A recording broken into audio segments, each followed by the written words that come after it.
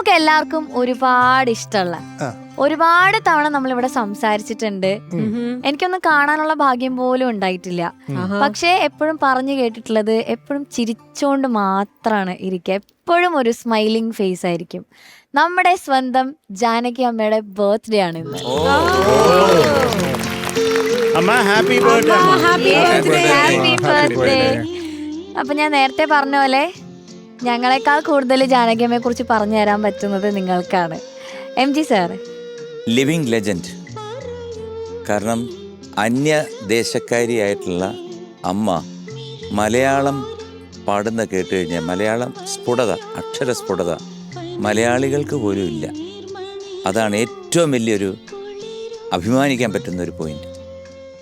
എൻ്റെ ചേട്ടൻ്റെ കൂടെ ഞാൻ മദ്രാസിൽ പോയപ്പോൾ ഭരതേട്ടൻ്റെ പടത്തിൽ റെക്കോർഡിങ്ങിന് പോയി. നാഥാ നീ വരും കാലൊച്ച കേൾക്കുവാൻ. ആ പാട്ടിൻ്റെ റെക്കോർഡിങ് കണ്ടിട്ട് ഞാനിങ്ങനെ ആ ദിവസമൊന്നും ഞാൻ ഉറങ്ങിയിട്ടില്ല. കാരണം വെച്ച് കഴിഞ്ഞാൽ ഒരു ചെറിയ ബുക്കും ഒരു സാധനവും വെച്ചിട്ട് ഒരു അനക്കവും ഇല്ലാതെ, കാരണം എന്തൊക്കെ സംഗതി ഉണ്ടെങ്കിലും ഒരു അനക്കവും ഇല്ലാതെ ഇങ്ങനെ മൈക്കിൻ്റെ മുമ്പിൽ നിന്ന് അസാധ്യമായിട്ട് പാടിയിട്ട് പോകണം. ആ എന്ത് പറഞ്ഞെടുക്കാൻ, അതൊക്കെ എന്താ ചിരിയും ബാക്കി ഇതെല്ലാം ഒരൊറ്റ ടേക്ക്. ഇത് കഴിഞ്ഞ് പോയപ്പം പറഞ്ഞു ഇതെൻ്റെ അനിയനാണ് എന്ന് പറഞ്ഞു.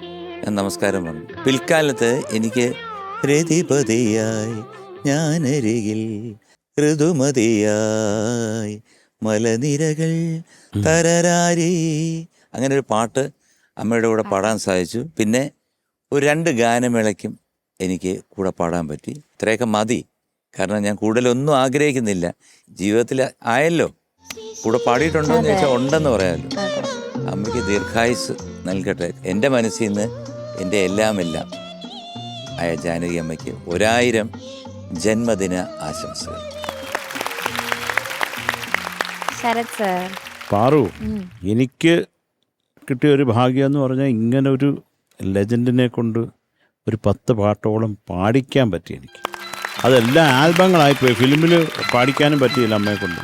അമ്മ ഞാനൊരു ആ പാട്ട് ഒരു ഇച്ചിരി മെനക്കേട് ആ പാട്ട്. അപ്പോൾ അത് അമ്മ വന്നിട്ട് പറഞ്ഞു അന്ത കാലായിരുന്നു അപ്പടി പാടിയിരുന്നേൻ, ഇപ്പം മുടിയില്ല. ഞാൻ പറഞ്ഞു അമ്മ എന്തോന്നമ്മ ഇത്, അമ്മ ഒറ്റയടിക്ക് പാടിത്തന്നു. അതൊന്നും അവിടെ നിന്ന് റീടേക്കിനെ പറ്റി നമുക്ക് അമ്മയായിട്ട് പറഞ്ഞാലേ ഉള്ളൂ, അല്ലാതെ നമുക്കെല്ലാം ഓക്കെയാണ്. ഒരു അസാധ്യ പാട്ടുകാർ. എനിക്കൊരു പാട്ട് ഇപ്പോഴും ഓർമ്മയുണ്ട്, ഒരു ഓണം ആൽബത്തിൽ ആ അസാധ്യമായിട്ട് പാടിയൊക്കെ. അതും ആ ഒരു ശിങ്കാരവേലം പോരെ, വേറെ എന്തെങ്കിലും വേണോ? ജാനകിയമ്മയെന്ന് പറഞ്ഞാൽ അതിന് വരെ വേറെ ആരുമില്ലടാ. ആ ഒരു ഡൈനാമിക്സ് അങ്ങനെയുള്ള ഈ ഗായകരിലേക്ക് കൊണ്ടുവന്നത് ജാനകിയമ്മയാണ്. അതിനു മുമ്പൊന്നും ഇല്ല. സ്ട്രെയിറ്റായിട്ട് പാടുമെന്നുള്ള അല്ലാണ്ട് ഈ ഒരു ഇങ്ങനെയൊക്കെ ഈ ഡൈനാമിക്സിന് സ്കോപ്പ് ഉണ്ടെന്നുള്ളത് കാണിച്ചു തന്ന ഒരു മഹത് വ്യക്തിത്വമാണ് ജാനകിയമ്മ. അതുകൊണ്ട് നമുക്കിവിടെ എത്ര പാട്ടുകളാണ് പാടിയേക്കുന്നത്. അയ്യോ, ആലാപനം ദാസേട്ടൻ്റെ കൂടെ, അയ്യോ അത് അതുകൊണ്ടൊക്കെ തലേ വരുന്നു, പറയാൻ പറ്റത്തില്ല. ഒരു അസാധ്യ പാട്ടുകാർ. നമുക്ക് കിട്ടിയൊരു പുണ്യമാണ് ജാനകിയമ്മ എന്ന് ഞാൻ പറയത്തുള്ളൂ. അമ്മ ഹാപ്പി ബർത്ത്ഡേ അമ്മ, love you. Willy White toothpaste. മറക്കണ്ട, ബ്രഷ് ബിഫോർ ബെഡ് വിത്ത് Willy White toothpaste. എനിക്ക് ഈ പറഞ്ഞ പോലെ ഈ ലെജൻസിന്റെ കൂടെ ഒന്ന് വർക്ക് ചെയ്യാനുള്ള ഒരു ഭാഗ്യം എനിക്ക് കിട്ടിയിട്ടില്ല. നമ്മൾ വളരുന്ന സമയത്തൊക്കെ കേട്ടോണ്ടിരുന്നത് ഇവരൊക്കെ പാടിയ പാട്ടുകളാണ്. അപ്പോൾ അതിൽ നിന്നാണ് നമ്മുടെ ഉള്ളിലുള്ള ഏതെങ്കിലും ഒരു ബ്രെയിൻ്റെ ഏതെങ്കിലും ഒരു അറ്റത്തൊരു മ്യൂസീഷ്യൻ എന്ന് പറയുന്നൊരു ചിപ്പുണ്ടെങ്കിൽ അത് ഓണായി, അത് ബിഗായി, അതിങ്ങനെ വൈബ്രേറ്റ് ചെയ്ത് തുടങ്ങുന്നതൊക്കെ ചിലപ്പോൾ ഈ എല്ലാവരുടെയും പാട്ടുകൾ കേട്ടുകൊണ്ടായിരിക്കണമല്ലോ. അപ്പോൾ അക്കൂട്ടത്തിൽ ഡെഫിനറ്റ്ലി ജാനകി അമ്മയുടെ ഒരുപാട് പാട്ടുകളുണ്ട്. ഇതുപോലെ ഈ നേരിട്ട് കാണാനുള്ള ഭാഗ്യമോ കാര്യങ്ങളോ ഒന്നും ഉണ്ടായിട്ടില്ല. പക്ഷേ എപ്പോഴും പറയുന്നത് പോലെ ഇവരാരും മരിക്കുന്നില്ല. ഇവർ ഇപ്പോഴും ഇവരുടെ സംഗീതത്തിലൂടെ ജീവിച്ചു പോകുന്നു. അതുകൊണ്ട് വൺസ് അഗൈൻ ഹാപ്പി ബർത്ത്ഡേ അമ്മ. സംഗീത ദേവത.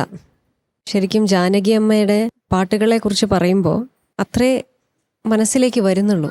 കാരണം ഇപ്പം എം ജി സാറൊക്കെ പറഞ്ഞ പോലെ എനിക്ക് അങ്ങനെ അമ്മയോടൊപ്പം വർക്ക് ചെയ്യാനുള്ള ഭാഗ്യമൊന്നും കിട്ടിയിട്ടില്ല. പക്ഷേ അമ്മയുടെ പാട്ട് നേരിട്ട് കേൾക്കാനും അമ്മയോടൊപ്പം പല വേദികളിൽ പാടാനുമുള്ള ഭാഗ്യം കിട്ടിയിട്ടുണ്ട്. അപ്പം നമ്മൾ പ്രോഗ്രാം ചെയ്യുമ്പോൾ അമ്മ മുമ്പിൽ ഇരിക്കുമ്പോൾ തന്നെ നമുക്കൊരു വലിയ സന്തോഷമാണ്. കാരണം മുഖത്ത് എപ്പോഴും ആ ഒരു ചിരി ഉണ്ടാവും. എപ്പോഴും നമ്മൾക്കൊരു എൻകറേജ്മെൻറ്റ് പോലെ നമ്മളിരുന്ന് ആസ്വദിക്കുകയൊക്കെ ചെയ്യുമ്പോൾ നമുക്കൊരു സന്തോഷമാണ്. കാരണം നമ്മൾ അവരുടെ പാട്ടുകളൊക്കെ എടുത്ത് പാടുമ്പോൾ അവരുടെ മുഖത്തൊരു ഒരു പുഞ്ചിരി കാണുമ്പോൾ നമുക്കും പാടാനൊരു സുഖമാണ്. അപ്പം അങ്ങനത്തെ കുഞ്ഞു കുഞ്ഞ് എക്സ്പീരിയൻസസ് മാത്രമേ എനിക്ക് ജാനകി അമ്മയുമായിട്ടുള്ളൂ. പക്ഷേ എന്നാൽ ആസ് എ സിംഗർ നോക്കുമ്പോൾ ഞാൻ ഒരുപാട് സംഗീതം ഇപ്പോഴും പഠിക്കുന്ന അമ്മയിൽ നിന്നാണ്.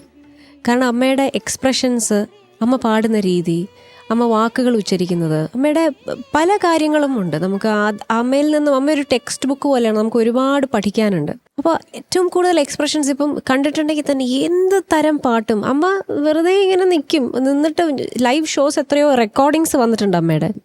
അപ്പോൾ നിന്നിട്ട് നമ്മളായിരിക്കും ഈ കണ്ണ് തുറക്കണം സ്വാമി, ഇതൊക്കെ എങ്ങനെയാണ് അമ്മ പാടുന്നത്? എക്സ്പ്രഷൻ, ഇഞ്ചി ഇടുപ്പഴക, അതിലൊക്കെ കാത്ത് താമര, അങ്ങനത്തെ കുറേ സംഭവങ്ങളുണ്ട്. ആ എക്സ്പ്രഷൻസ് എന്ത് തരം പാട്ട് കൊടുത്താലും, ക്ലാസിക്കലാവട്ടെ, വേഴ്സറ്റാലിറ്റിയുടെ ഒരു കൊടുമുടിയാണ്. അതായത് എന്ത് തരം പാട്ടും. അപ്പോൾ എനിക്ക് അങ്ങനത്തെ എക്സ്പീരിയൻസേ ഉള്ളൂ. അമ്മയെ നേരിട്ട് അങ്ങനെ കാണാനുള്ളൊരു, എന്താ പറയുക, ഇരുന്ന് സംസാരിക്കാൻ അങ്ങനത്തെ ഒരു ഭാഗ്യം കിട്ടിയിട്ടില്ല. കിട്ടുമെന്ന് ഞാൻ പ്രതീക്ഷിക്കുന്നു. അമ്മയ്ക്ക് ഇപ്പോൾ ബർത്ത്ഡേ നമ്മൾ ആഘോഷിക്കുമ്പോൾ ഭയങ്കര എക്സൈറ്റഡ് ആണ് ഞാൻ.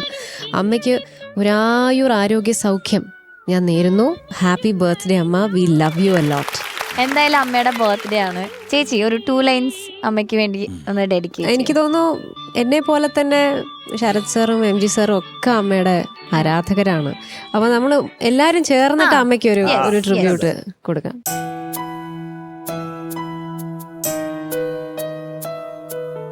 നാഥ നീ വരും കാലൊച്ച കേൾക്കുവാൻ കാതോർത്തു ഞാനിരുന്നു. താവകനീതി മിഴി പക്ഷികൾ തൂവൽ വിളിച്ചു നിന്നു. നാഥ നീ വരും കാലൊച്ച കേൾക്കുവാൻ കാതോർത്തു ഞാനിരുന്നു. താവകനീതി മിഴി പക്ഷികൾ തൂവൽ വിളിച്ചു നിന്നു. നാഥ നീ വരും കാലൊച്ച കേൾക്കുവാൻ.